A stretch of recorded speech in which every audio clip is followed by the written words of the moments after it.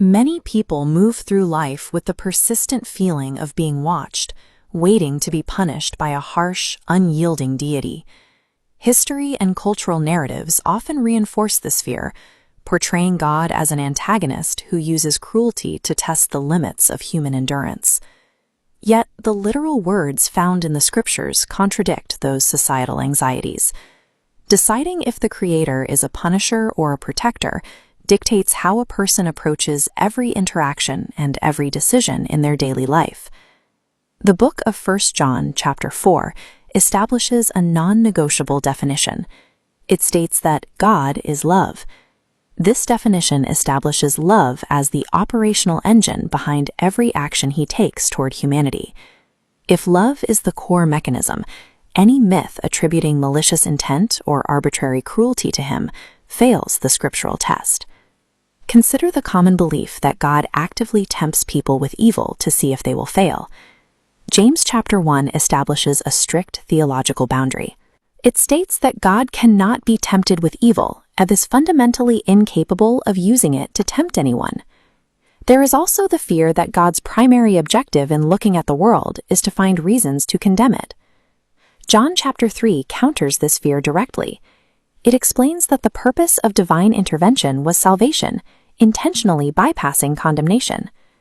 Romans chapter 8 reinforces this safety net, citing a specific legal guarantee of no condemnation for those walking in the Spirit. Because the text denies the use of temptation and condemnation as divine tools, the image of an angry, trapping deity remains a myth. By removing those negative tools, the narrative shifts towards the measurable scale of mercy. Exodus chapter 34 highlights long-suffering and abundant goodness as the standard operating procedure for the divine character. This is a spatial metaphor for forgiveness found in Psalm 103, removing transgressions as far as the east is from the west. This geometry is deliberate. Unlike north and south, which meet at the poles, east and west represent a separation that never meets. The scriptures use the concept of infinity to visualize the permanent distance placed between humans and their past mistakes. There is a final lingering doubt, the anxiety that this patience and mercy will eventually run out. Lamentations chapter 3 refutes this, explaining that God's compassions fail not. The text provides a temporal metric. These mercies are new every morning. Divine grace is designed as a constantly regenerating resource. Establishing grace as a permanent baseline removes the logic of daily fear. If the Creator of the universe offers infinite compassion and refuses unjust condemnation, what response does that require? Micah chapter 6 provides a simple directive: to act justly, to love mercy, and to walk humbly.